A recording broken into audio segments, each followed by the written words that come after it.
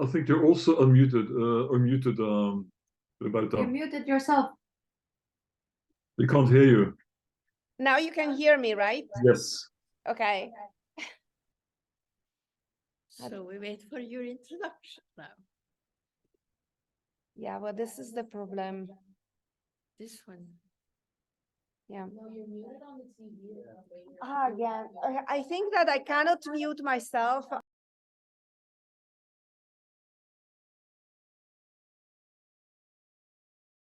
Myself here, so you can hear me. And mute myself there. Okay. So now you can hear me, right? Okay, good, good. All right.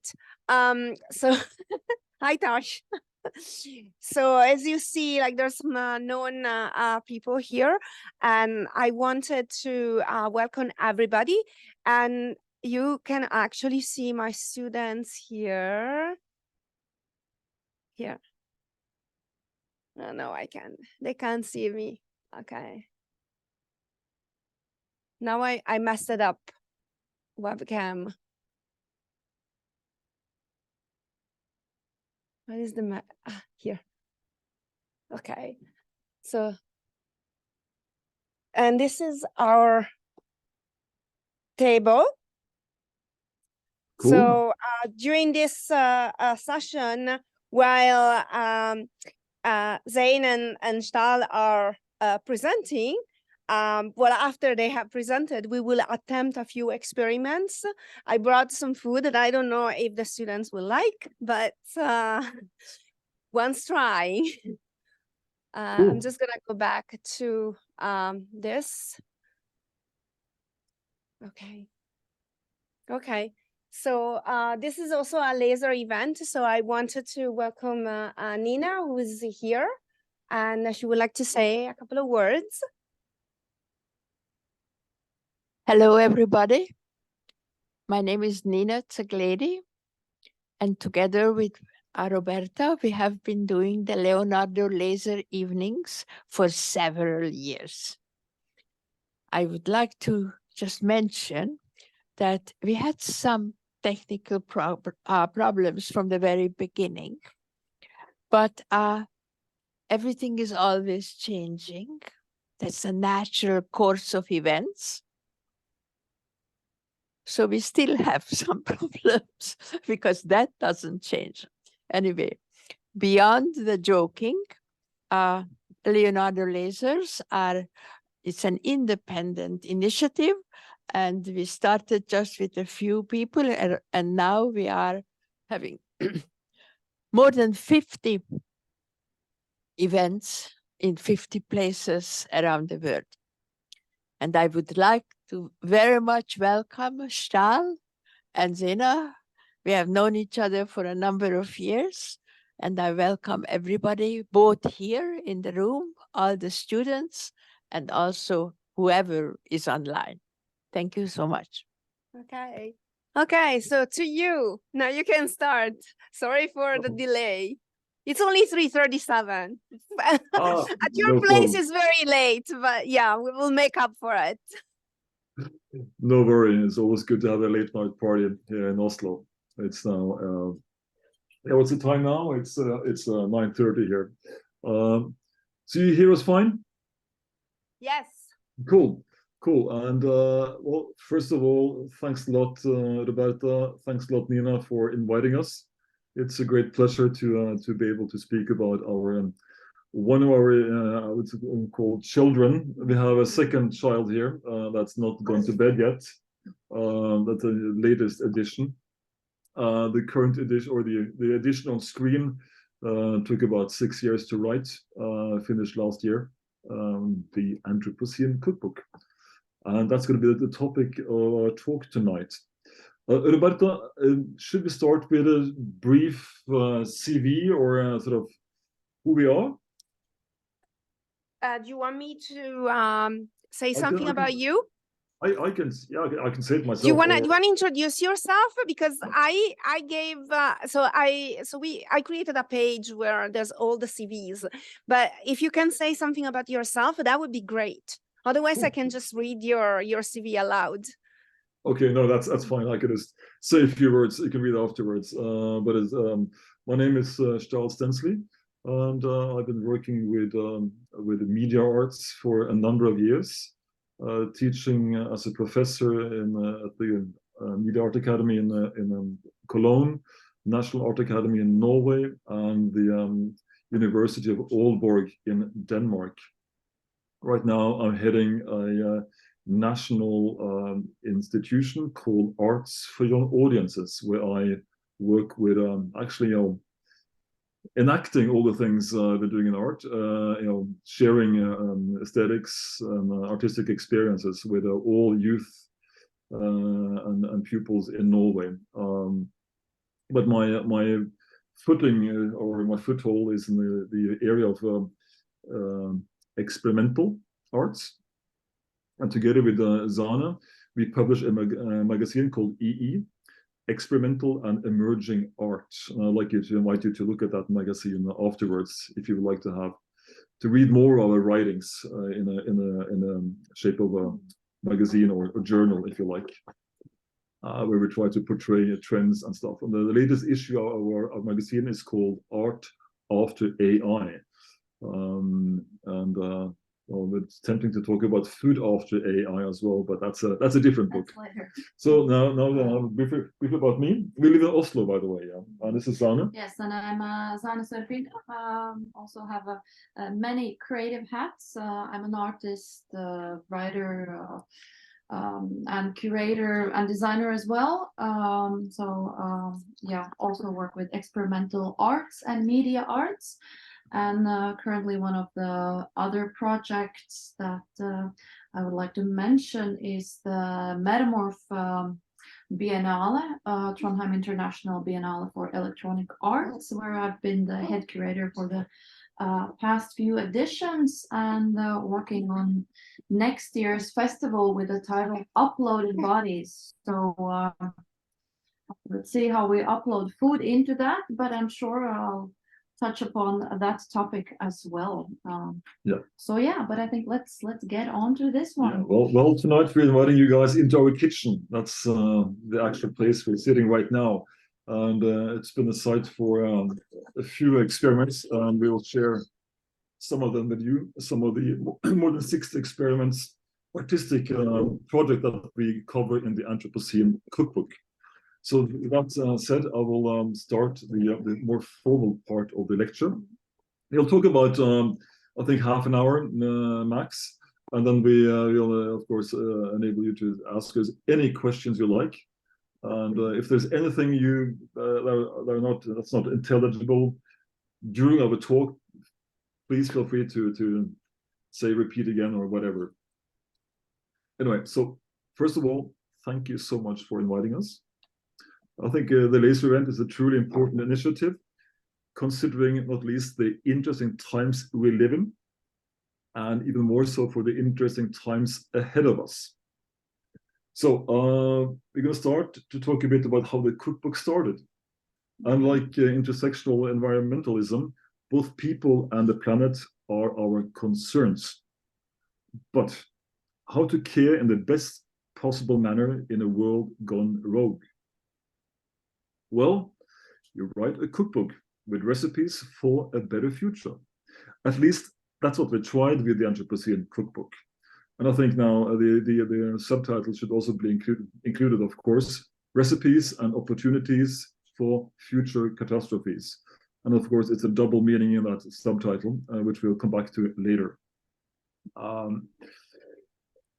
But is it that simple to write a cookbook when cookbooks themselves are urging us to eat up more than we should?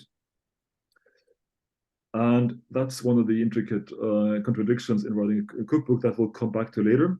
But first, some words about the state of the planet. Aha, now my cursors did not function. Oh, interesting. There. There was a mouse button here on my side. You are all familiar with this image from Blade Runner, the future dystopia. The movie envisions a dystopian future marred by the consequences of global warming, cities submerged, climate-ravaged landscapes and a world grappling with ecological collapse. The film delves into the dire ramifications of environmental degradation and emphasizes the urgent need to confront our collective impact on the planet, portraying a world struggling amidst the shadow of climate change. Well, I guess you guys are all too familiar with this, the smog from the Canadian forest fires. Actually, I'd like to have a comment on that afterwards, how you experienced that one.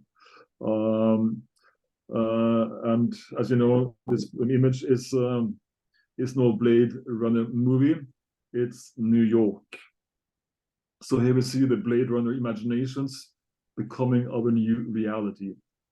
Who here is then not concerned about the future or our long-term survival as a species?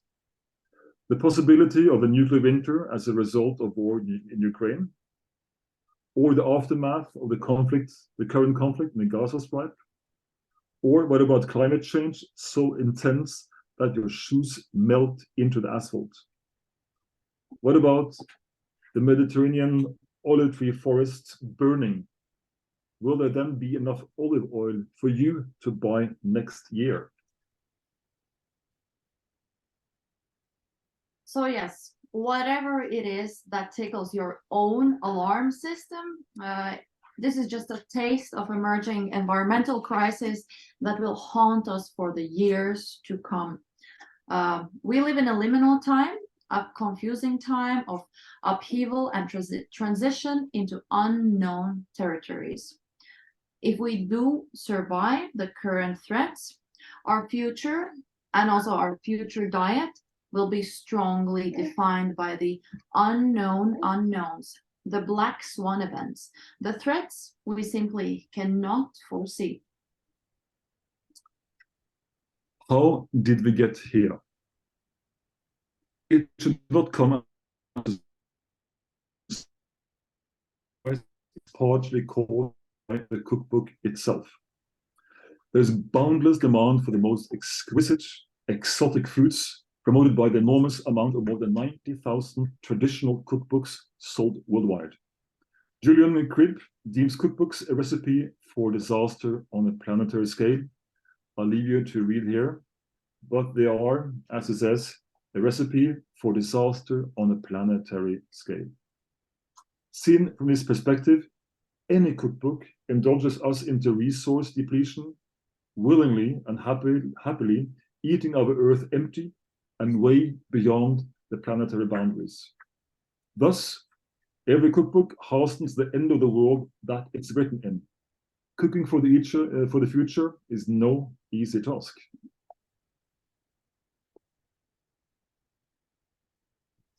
There.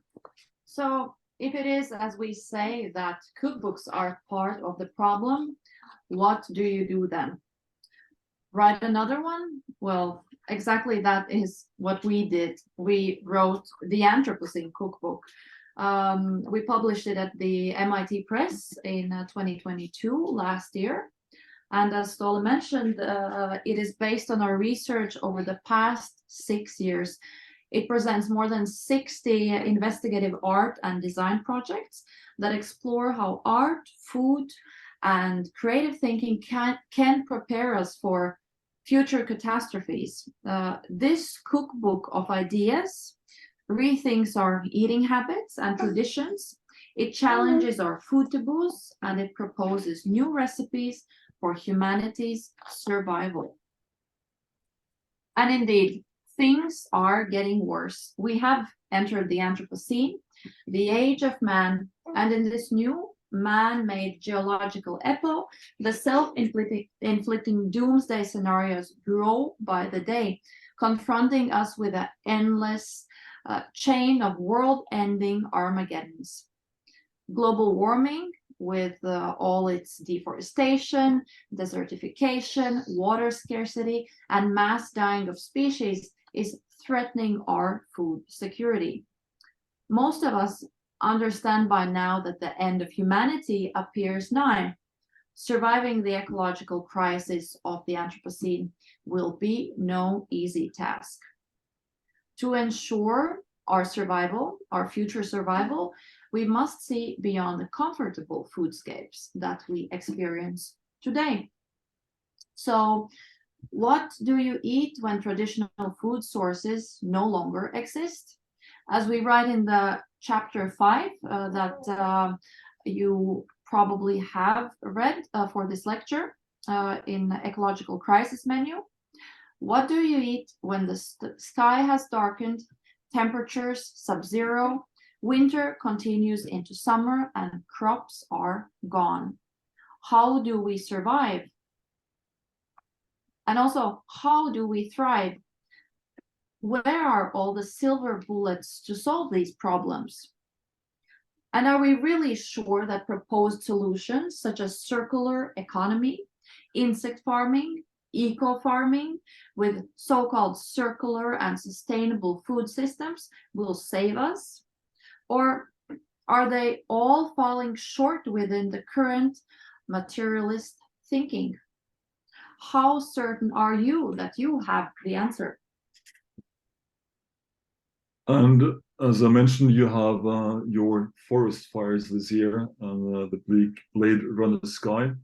We do have similar imaginations here in Scandinavia. And in our culture, this image visualizes the time we are heading toward. It's an image portraying referencing to the Fimbulwinter of the year 536 to 538 AD. So the evidence points to where a prolonged solar darkness due to volcanic eruptions darkened Scandinavia, darkened the sky, and led into a 3-year-long winter, where half the population died. Now, this is quite some time ago, but the mythology, mythology, and here you see the image of the Fenris wolf in the Norse mythology swallowing the sun. And that's in the mythology of Scandinavia, the prelude to Ragnarok, or the end of the world. And so this 3-year episode has marked us and marked a certain Scandinavian, what we call existential being.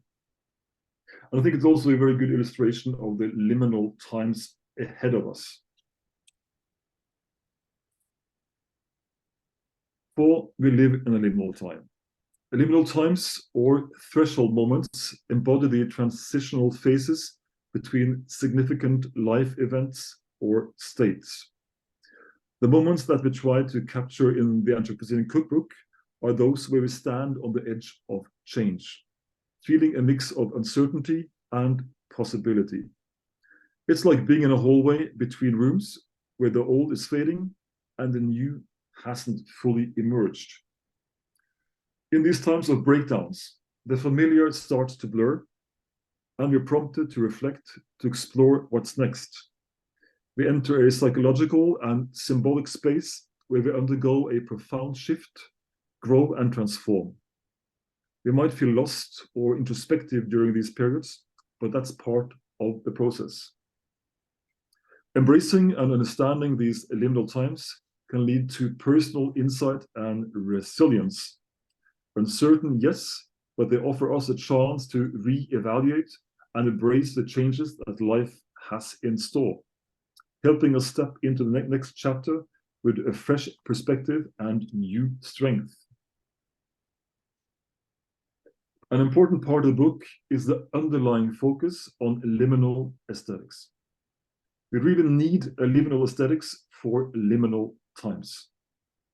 In times of uncertainty, a liminal aesthetics is crucial, especially in the realms of critical and discursive design. Liminal periods call for an artistic approach that aligns with critical design's interrogative, experimental, and discursive nature.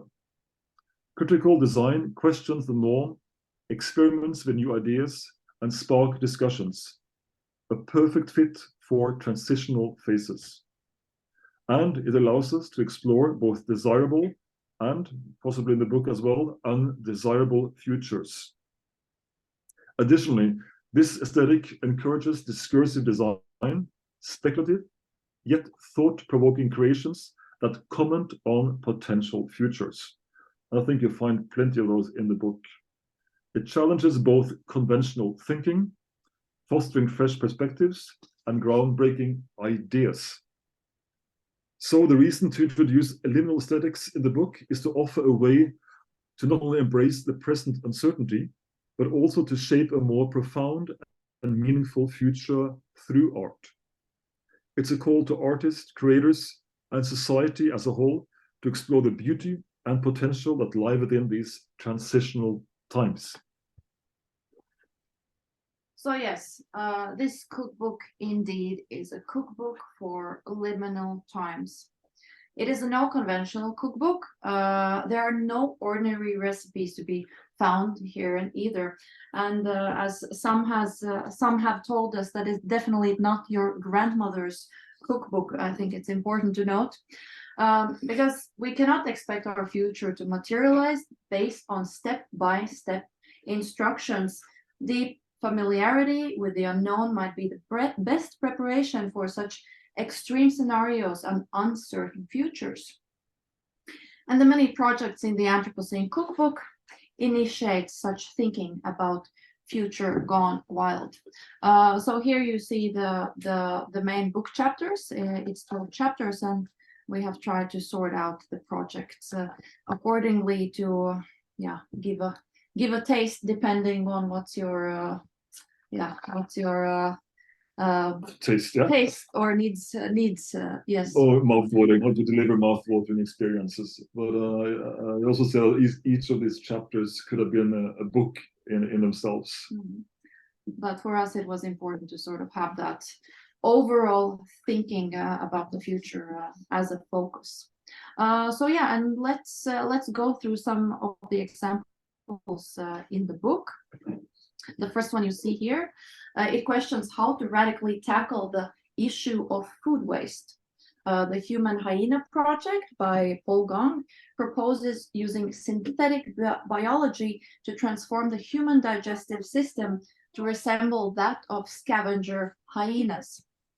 What if we would be able to digest the 1.3 billion tons of yearly global food waste, including rotten meat? What if everything rotten and spoiled was not only nutritiously precious, but also tasty resource? So this project turns the thinking towards our own body instead of changing the environment or food system in that sense. And how to radically tackle the, and what about rethinking the value of man-made trash? Here, the project Fungi Mutarium by Living Studio. It is a prototype of a kitchen device that grows edible fungal biomass on plastic. So you can turn your own non-organic food waste into a nutritious meal only in a couple of weeks. That's their promise. So plastic picking for food might become the mushroom and berry picking of the Anthropocene. And what if we overcome the technical challenges of growing meat in the lab? Kwang-Yi Koo, in his project Tiger Penis, works on developing lab-grown foods that use the DNA of animals that are believed to have healing powers in various cultural myths. With such a speculation on the table, we could also grow unicorn, mermaid, and centaur meat. And in an age of catastrophes and black swan unforeseens, everything that can be eaten must be investigated as a food source. Even humans themselves. Artist Teresa Schubert, in her project Meet Me, grows muscle cells taken from a biopsy of her own thigh. The concept gives a new spin on cannibalism, offering a truly victimless meat. and how to overcome all these taboos, and for example, taboo of eating insects. To popularize eating insects, Japanese designer Wataru Kobayashi has created an exclusive picnic tableware called Bug Bug. The project consists of stainless steel cutlery, including unique chopsticks for picking up insects and specialized serving plates. So here also it's question how to culturally work towards changing our diet.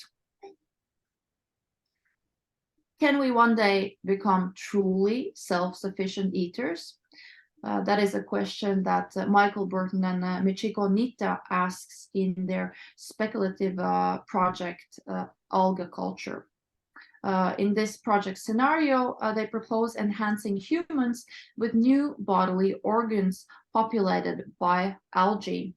This unique symbiotic relationship would allow humans to be semi-photosynthetic and live simply from sunlight.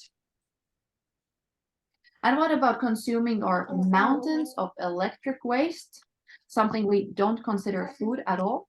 Deep Fried Gadgets by Henry Hargreaves and Caitlin Levin explore the similarities between fast food and fast tech cultures by presenting deep fried earplugs, laptops, smartphones, and other electric devices as food. Another project here is the Extinction Deli by the Center for Genomic Gastronomy. They speculate on bringing back extinct species in this project. So what when a juicy steak of Tyrannosaurus Rex becomes your new favorite dish?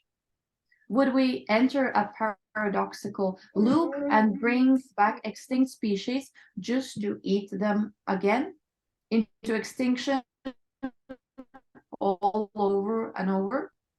This comes with new ethical dilemmas about which species, if not all, to resurrect. So the Anthropocene is becoming our vacation. Then, what then? Bring back extinct species on our plates, cook iPhones, grow human meat in vitro, will consuming fungi fed on plastic waste or genetically modify us into human hyenas really feed the global human population? Most likely not. But these are examples of artistic questions, weird, strange, out of the box, wild, even illogic, yet important and essential questions we must ask in our time of Anthropocene emergencies. So, back to so-called solutions to future food crisis. Is it war on global food waste, rooftop gardening, industrial insect farming, all organic produce? How sure are you that such approaches will significantly improve food security in the long-term perspective? Well, we are not.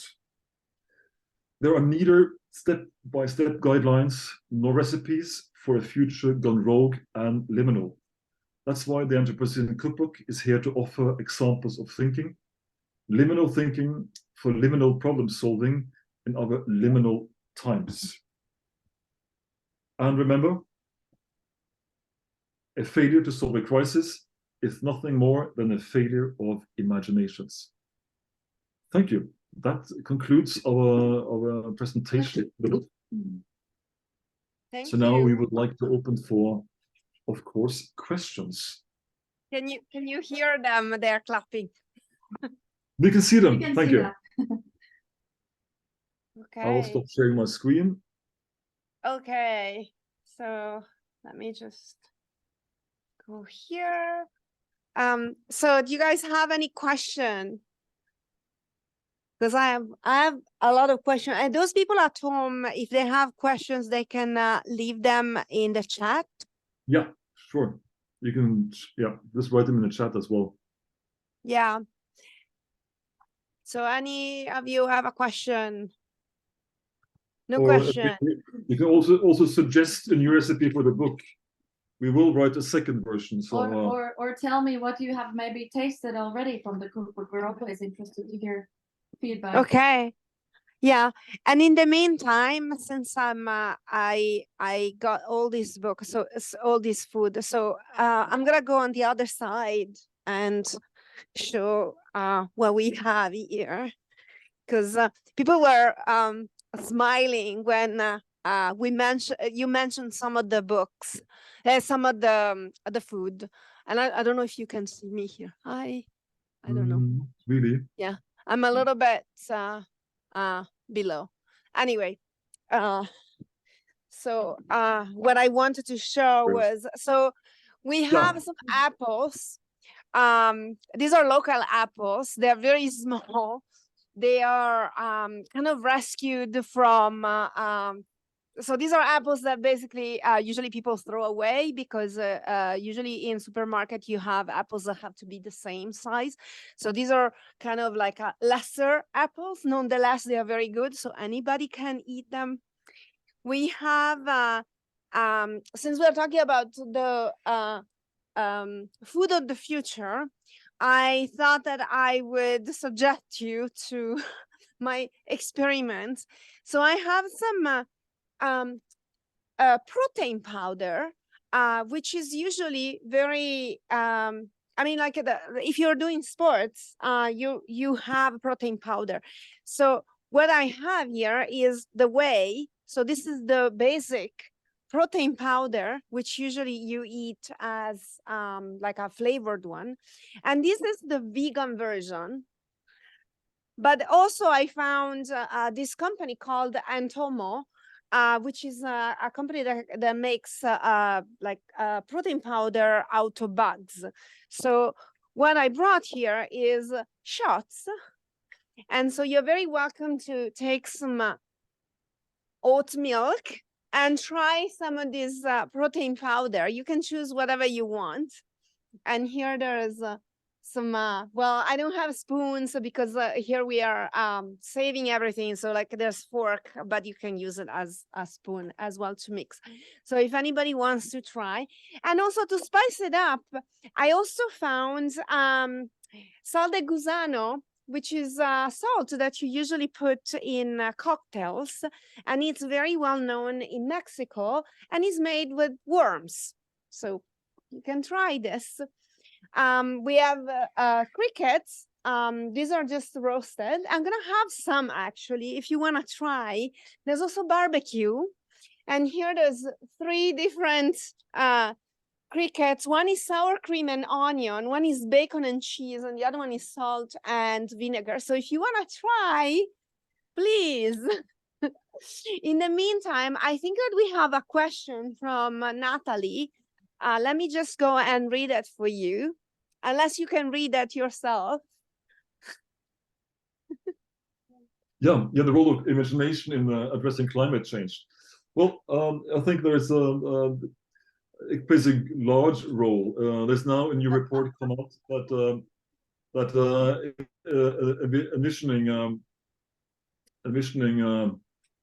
no, it's the others. No, Can you hear me now? Yeah. I can hear you. So okay, yeah. This got a new report now that is addressing 61 so-called hopeless projects of geoengineering. I mean, it's like now we tried so many things, and the fossil fuel lobby is still continues to spew out fossil fuels. So we have to look into new ways of dealing with the climate change, and this new way is to go radical in new ways. And one of these experiments is, for example, imagining, or first of all, imagining to stop the glaciers in the Antarctica to melt, to build a huge screen underwater to prevent the warm water to hit the old cold ice in Antarctica. This is like an endeavor larger than building 1,000 pyramids. It's a kind of new crazy ideas. How do we deal with them? And I think artists here. That's also the point of a book. you don't have to necessarily eat the recipes we have to use the creative process to fuel new and possibly hopeless, but possibly also fertile ideas. So we really encourage all kinds of transgressions and all kinds of taboo breaking in that sense, and that's where imagination comes in.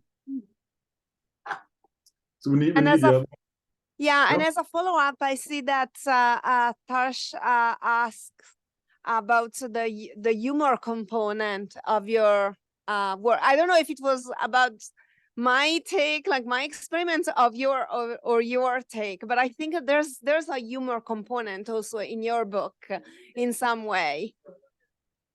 Yeah, no, we really enjoyed this book, and we've had both great laughs and some tears, I would say.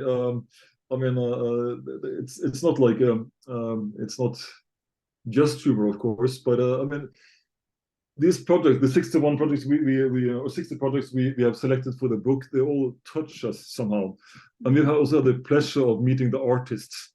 And some of these artists I've also met in Malta now, Roberta. The one Marco, who was eating flowers. He was standing on top of a flower while we had this food feast during the TTT conference in Malta recently. He was eating a bouquet of flowers until he was vomiting. So I see it as a humor. He's a really humor guy. He deals with everything from vomiting, from eating flowers to eating his own flesh, and he always does this with a twist. So yeah, humor plays a certain role in a book to also fuel that sort of energetic twists of imaginations and subverting our traditions and hopefully subverting the way we currently think about food. But again, it's also about the food metaphors. It's we have chosen these projects because we really believe in them as interesting takes and important takes on the issue of thinking futures, but also they have to tickle you sometimes. They have to tickle your taste buds, even if just in the imaginary way, right? Because then you really get to dig deeper and think more of it. Yeah, that is very nice. Are you able to read the chat, because there's a lot of really nice stuff that is coming in? Isn't another nice question from Tosh Bates? And how we deal with the relationships between pragmatism and futility. Oh yeah, that's a good one. Yeah. How will you start with that one? Or? You go with it. I mean, what's the pragmatic, how to solve the crisis? And I think none of the projects in the book will solve a coming crisis. First of all, because it's black swan, the future crisis. We don't know what it's going to be. All the rather small crises we see today, that are altogether a huge one, I guess, are possibly nothing compared to the next Fimbul winter-like crisis. So yeah, whatever we do is kind of based on or futile attempts to solve the crisis, but it's not the actual recipes in themselves or food tasting or the taste that matters. It is, as I mentioned, with the liminal aesthetics, it's the way we think and go about these things.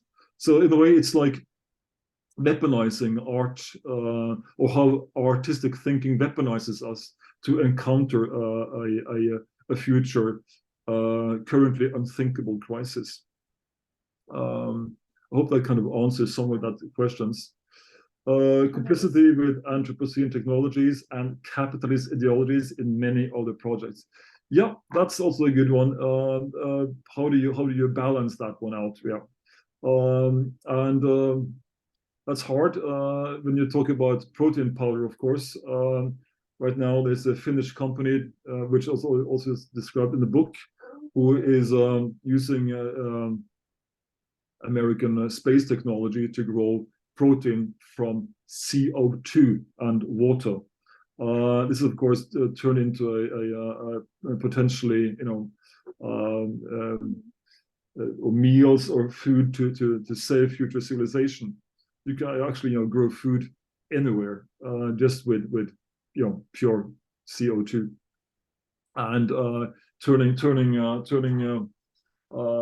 well, science into capitalist ideas again. How to share that, how to enable people to grow their own food and break that capitalist or dependency circle. That's a good one. We haven't really distinguished that much in the book. We could have done more so, but I think most of the projects in the book are artistically funded and artistically driven, or most of them.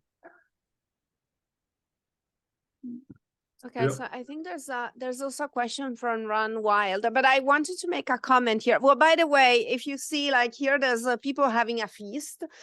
Cool. So what do you think of the food of the Anthropocene? You like bugs? Okay, so it looks like bugs have become I mean, I was a little bit worried because for some time I had experimented with bugs, and I also had my own incubator at home. But then going back to this idea of capitalism and the way in which capitalism is always taking something that can be a solution, and it enters it into like mass production, and this totally ruins the project, because I found out by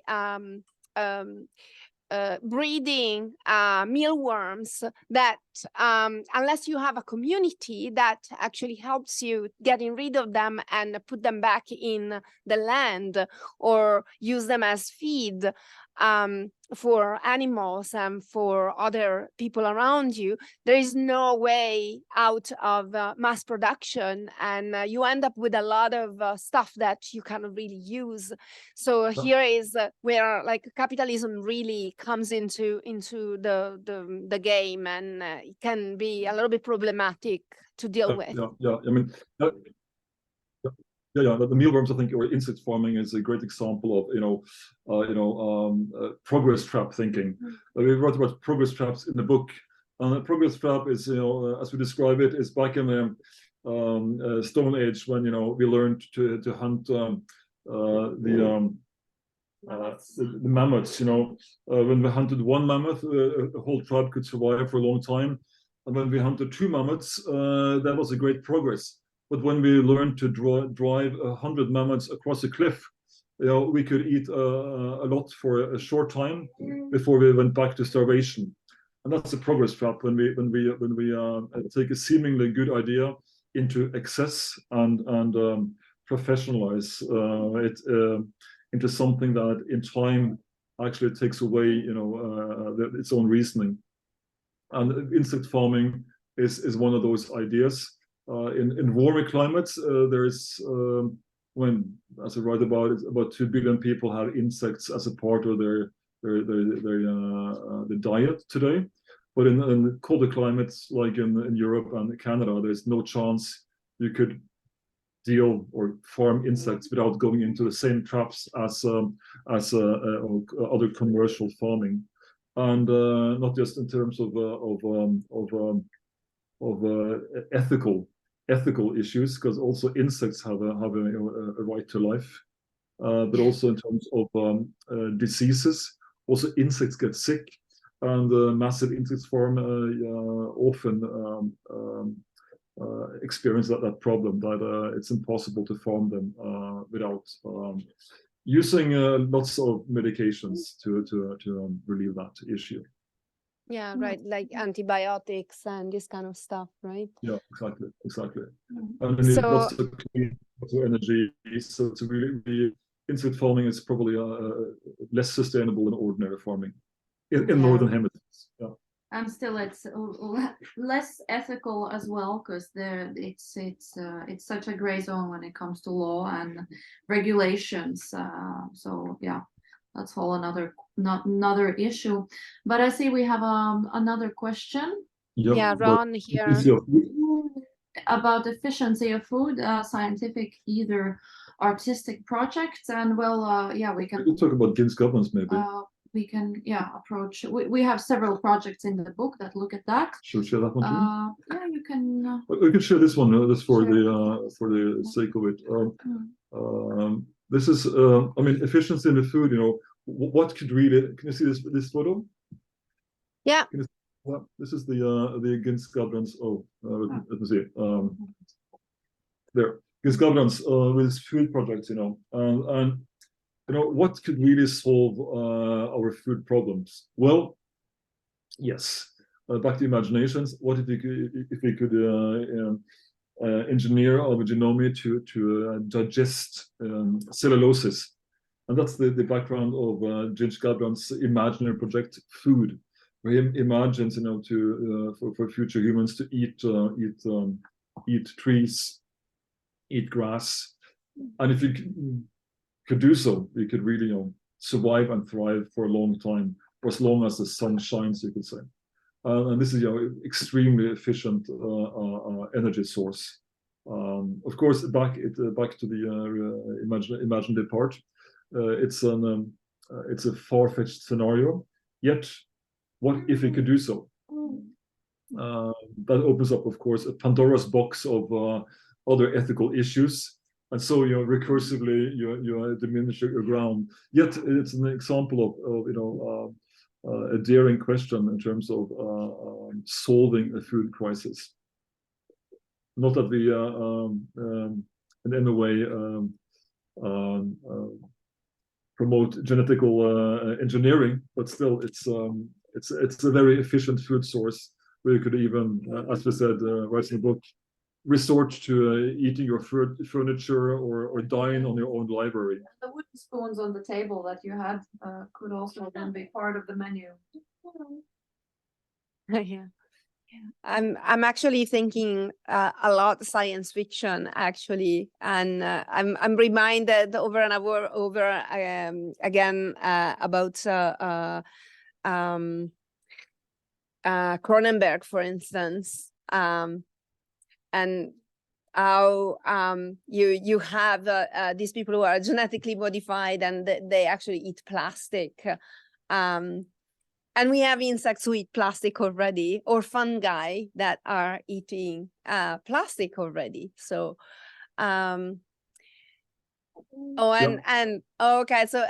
and there's also like military food science. Actually, one of the things that I wanted to bring was the dried food for survival that was produced, like has been produced for a long time in the military, right?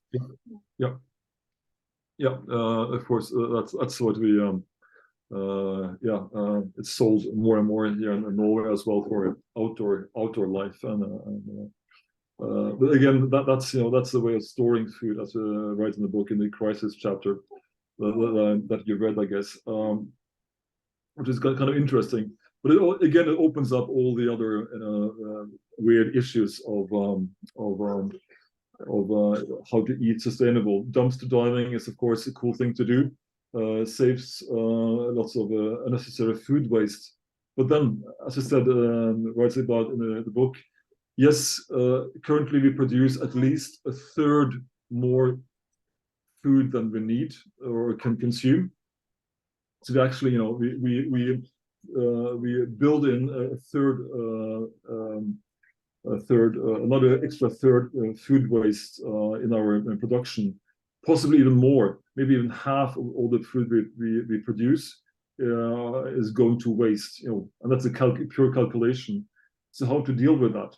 Well, again, if this black swan event comes around, again, if the sky darkens and there's no ordinary way to eat, that extra excess might be that what gets us, you know, around to the next food producing period that, you know, possibly could save us or at least save some of us. So again, you know, the case of producing too much food is perhaps a necessary or a seemingly redundant, but still a necessity from that perspective. that contributes to a possible scenario of the survival of the species. If you think in those black and white terms. And then the other aspect is, of course, if we would freeze dry all that extra third food production, what about all the energy that is needed to freeze dry all that food? What about all the plastic we have to produce to store that food? And what about all the storage space we have to build to produce that food? And then again, once you have it stored, and if the crisis come, how to distribute that to people that needs that. So whatever set of parameters you have, you open up for new conflicts, and I think that's a part of the book. We don't offer a universal solution, but we still encourage, we still propose weird, strange ways of thinking about futures, because that's what we need when a weird, strange future happens. Yeah, one of the things that struck me with your book is that yeah, like there's a lot of proposals, but there's always very little to be done in, like, if you're doing it on your own, right? So one of the things that I did with this class with my student was to try to make them understand the connection between things and how everything is connected and everything is consequential to everything else, right? So we started with the digital networks, and initially this is a course on digital networks, but I thought that by showing them how the food system works, they might actually get a pretty good picture of how all networks work. We also looked at mycelium and mushrooms growth, which is also another big example of network. So these are all things that I hope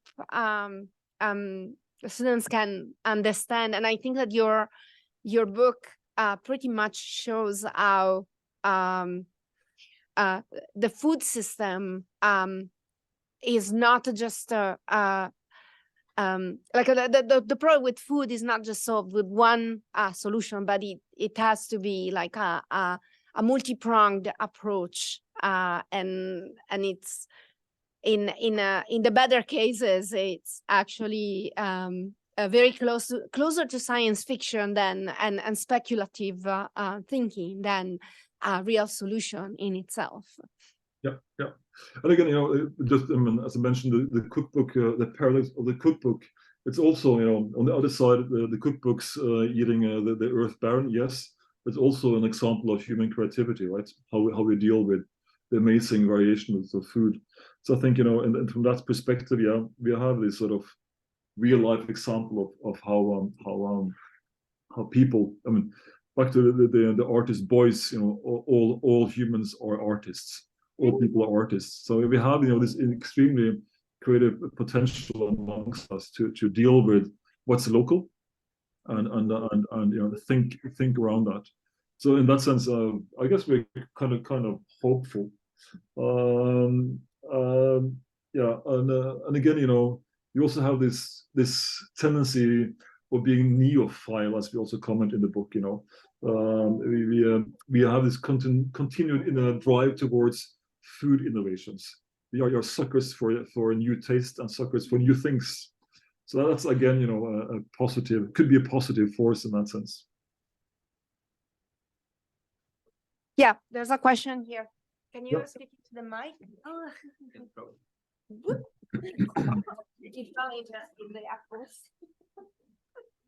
Hello. Thank you for your presentation. It was very interesting.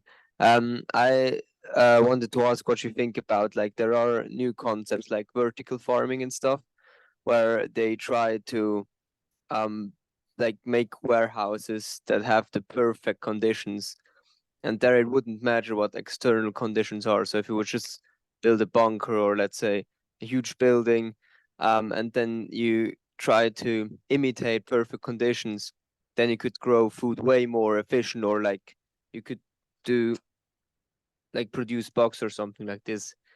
You think that because of those technologies, a scarcity of food becomes more and more, or like becomes less likely? Or do you think like we couldn't get to this level of food production that we need using new technologies like this? Yeah, yeah, that's a good question, and you know, a great promising technology. But back to the progress trap. What's the catch with the indoor farming? You know, where you grow plants not in earth but in you know, liquids. You know, nutritious liquids. So the cool thing is that invert the whole sort of farming cycle. You know, farming is dirty, it's hard work. You know, it's outdoors, and like in Norway this summer. All the wheat farms were destroyed because of too much rain. We had too much rain this summer in Norway, so none of the farmers actually were able to grow wheat. So yeah, if you do indoor farming, you do away with all the weather conditions. You know, you can just, you know, you can even farm several more cycles every year. So it's a great promise. Yet it consumes energy. It also consumes space. And it consumes, you know, a great amounts of technology that have to be replaced, because LED lights don't last forever, and computers not either, and water is still consumed. So where do they take all these resources from?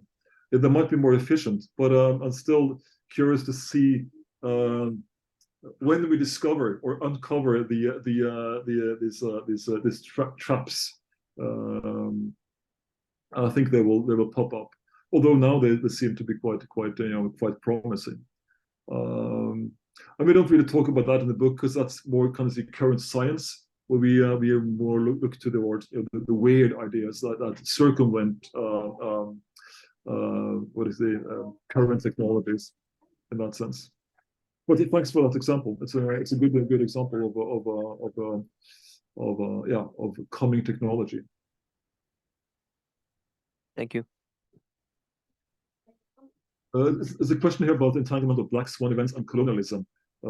Yeah, black swans are normal and white swans don't exist. Yeah, that inversion is good. Hello, Star. I would like to make a comment and an inquiry.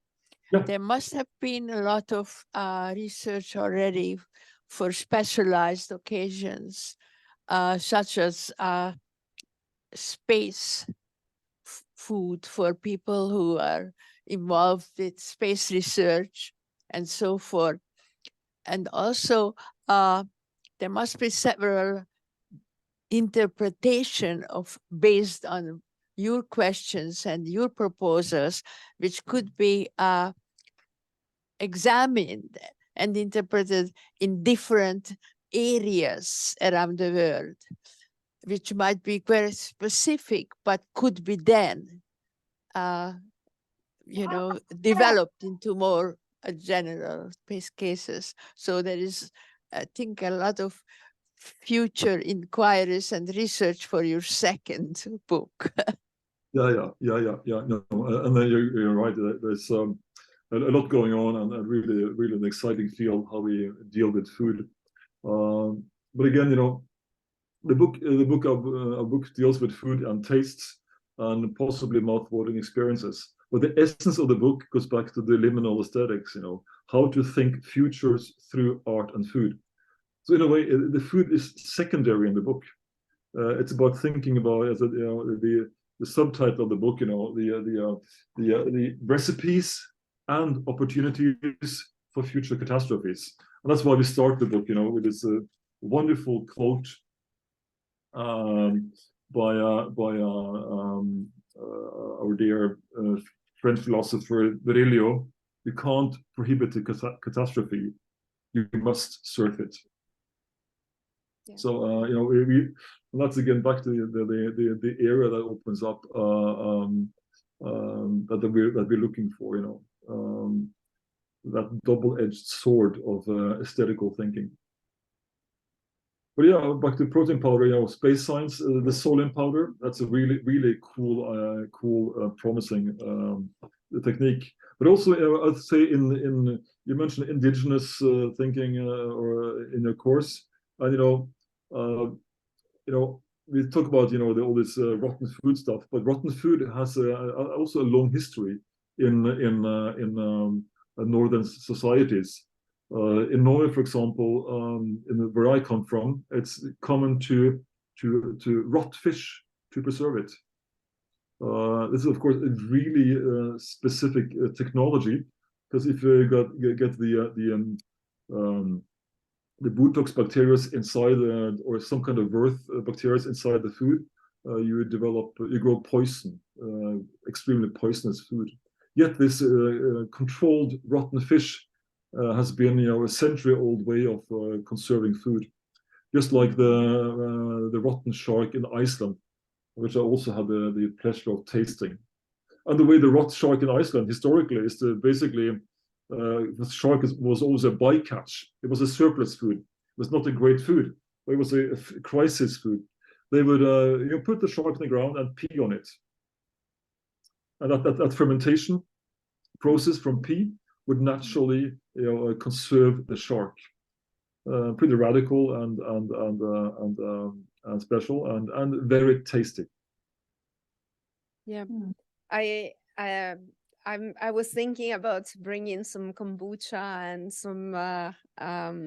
and some kimchi and sauerkraut that I make, but then I decided not to stink the whole room, because especially kimchi is very stinky. So, but yeah, I get this, and now all of these foods are quite popular and became quite a trend, especially here in North America. I don't know everywhere else, but it looks like everywhere else too. Like, I'm listening to this podcast, Ferment Radio, which is, I think, is from the Nordic, like somewhere from, I don't know, Denmark. Where is it from? But yeah, or Finland.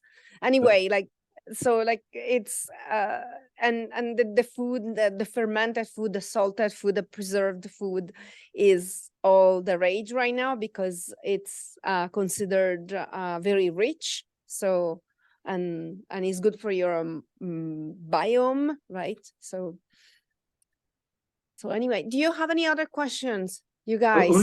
I want to comment on Tarsh. Yes. Talking about the Black Swan events and colonialism. It's a really good question. What's the norm? What's our perspective of things? And I would just like to point to the Mexican artist Guillermo Gomez Peña. He's a really cool reference for that one, because he does that. He inverts perspectives and says that as a Mexican artist, I'm no longer at the periphery of the world. No, I am at the center. So he takes this sort of inverted anthropology perspective and puts himself as this indigenous Mexican artist into the center of the world, and makes his perspective the world dominant perspective. And that's kind of a cool inversion technique that he uses. So Guillermo Gomez Peña is a nice example, pointing to a Tarsh comment. Very nice. So I'm very aware of the time, and your baby is falling asleep. It's full asleep already, so it's okay. Yeah. The party is continuing. Well, she's a good sport. So anybody else wants to ask questions or comments? Last questions, because I think we should let you go to sleep. No, actually, I'm gonna just do this. We're happy to talk. It's yeah. It's a seminar. Good questions too. Yeah. Anybody else? Okay, so it looks like we are in eat mode now. They went into attacking the apples. But yeah, thank you very much for joining us so late at night. it's been a great pleasure and good questions. It's also stimulating for us to talk about this. So thanks a lot, Roberta. Thanks, Nina, and thanks to all you students for questions and being here. Yeah, and just so you know, like so I recorded this session, and I will post it on YouTube. So this is gonna be public forever. Oh, looking forward to that. Yes, I don't know what came out of it because of course yeah, it's been a while since I've used Zoom, but I think it was a success. It was good. So thank you so much, and yeah, have a good sleep, and we'll keep feasting right now. We didn't try the smog tasting, but I thought that it was quite like I brought the eggs because I thought that maybe people would not like the bugs, but they really like the bugs. So I'm satisfied with that. Right. Well, thanks a lot. Thanks a lot, All everybody. right. Thank you Yeah. so much. Bye. Good night. Ciao, ciao. Good night. Okay. Bye-bye. Yeah, everybody is here. Bye. Bye, guys. Take care. Bye. Bye. Take care. Bye. So this.